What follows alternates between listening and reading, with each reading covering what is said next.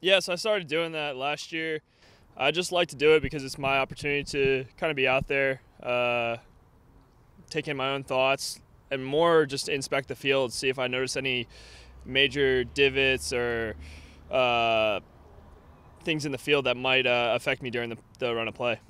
I more just take it as an opportunity to inspect the field. It's not really a time for me to be focused on the game. I'm more just seeing what areas in the field that I need to be wary of during the game. I like to still think of myself as the same guy, but in terms of my play and everything and confidence, I would say that every experience that I've gotten so far, good or bad, I've just really taken it in stride, and I haven't gotten too high on the highs or too low on the lows, and really just tried to grow with each game and each opportunity that I get. Tyler, when you go out and check the field, do you check the net, and did you somewhere find something that you needed to report at some point? No, I've never found anything like that I actually had to report. I've never really checked the net. That's the ref's job to do that. And so for me, I just go out there and I like to look at the field. I mean, because every field plays differently. So some are firmer than others, some are softer, and so the ball's going to skip through quicker. But with each game, I'm trying to really just take in, especially the goal mouth and the goal area, and so I'm not caught off guard by something. Tyler, I think one of the best parts of your job is the unique vantage point you have of every match. You get to really see the lay of the land. Yeah. So my question is, getting to see your team play from that unique vantage point against Portland 3 times and the kind of budding rivalry, do you get the sense of it just watching it from on the pitch and seeing it all lay out? Is this a team that you guys are really starting to build a real hatred for, maybe, in a way? I think that over last year we played them, especially we played them in the league and then we played them midweek. So those two back-to-back games with them really created this type of heated rivalry, not in terms of geographically, but in terms of like we're very familiar with each other. And so like whenever you play a team back-to-back like we have this year with Dallas and Seattle, I think it's always going to create a high-tension game because you know that you're going to be seeing the same faces in a span of either a couple days or a week. And so with Portland, I think especially we have that type of respect for each other because we both know we're top clubs, but at the same time we see them and respect them, but we know that they're a good, strong team that likes to fight, and we're right there with them. And what about stylistically? I think we could say Sporting and your team play somewhat similar. It's not carbon copies, but Portland is almost the exact opposite. They really want to sit deep.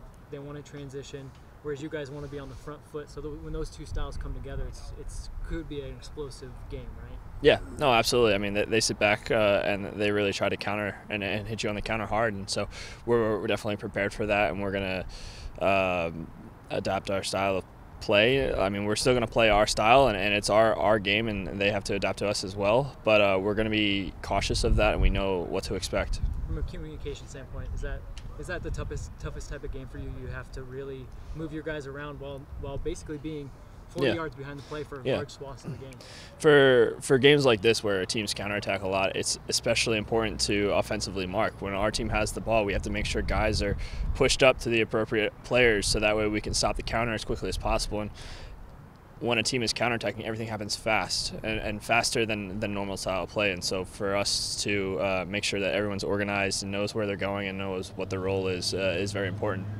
In that communication topic, how is everything building up with Eddie, and what is those elements that Eddie is bringing now that make you, I don't know if change your game, but be more on your stuff that in your front line? Yeah, I like Eddie a lot. I think he's a great player, and I think he's been a great addition this year so far. And so every day in training, I think especially is important for us because we also have that language barrier that's difficult. But the more we build that understanding just in the game itself, the better off we'll be. And so I think it's a work in progress, but I think we're slowly getting there. But he's been a pleasure to work with, and it's been a lot of fun. So universal signs and little things worked out during the game. Soccer is a universal game, and so it's easy to communicate out there when you understand the game.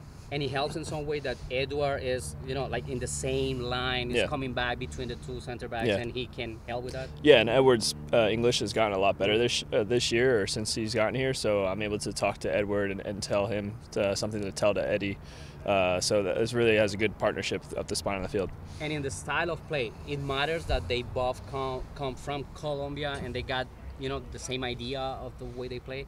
I think that they just have that bond that whenever you're somewhere and the guys of your same nationality, you obviously have a special connection with them. And so for those two to have that bond and be playing so closely together on the field also helps our team. So Sunday is the next game. How are you getting prepared physically? I mean, same as always. We know Portland's going to be a strong squad. They're coming off of a difficult game last week in Colorado in the snow where they dropped points right at the end of the game. But I think that our team has had a good week of training, and we're definitely excited for this weekend. It's been another good week of training. Yesterday was very competitive, and so I think that sets a good tone for the weekend. Does much change in the team's preparation? Two very different styles between Kansas City and Portland. Different styles, but I would still say that there's similar mentalities. And anybody who watched these two teams go at it last year in the playoffs knows that Portland stepped up and made it hard. They have their way of playing. We've done certainly some work to understand how to keep track of a guy like Valeri, that as we attack, he's certainly someone that now has a little bit of freedom, and he's an important guy in transition. When preparing for this game, do you really actually can take something out of last Portland's game with all the conditions and the snow? It's hard to really understand what they were doing. There's a little bit in the first 20 to 30 minutes where I think they did some good things. After that, it's not a game you can use too much. But it's not changed much on them, right? I mean, it's just building on the same concepts that we saw last year. I think so. I still think that every team looks to add a little bit from one season to the next. So it's too early to tell you exactly what they've been talking about.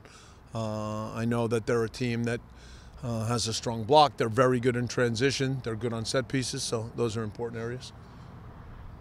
And How important is it to start this season with a win? It was very important for us to start at home with a win. Kansas City is a really good team.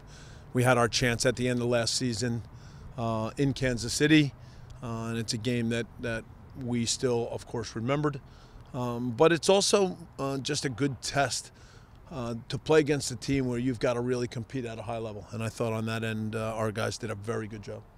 Last week was a very rude game. Is there any injury reports of the players? Everybody's fine? No, we came through the game very well. As I said, I think our guys put a lot into it. That's what important big games are all about. Two teams really push each other. And the confidence that you gain from playing in that kind of match means a lot.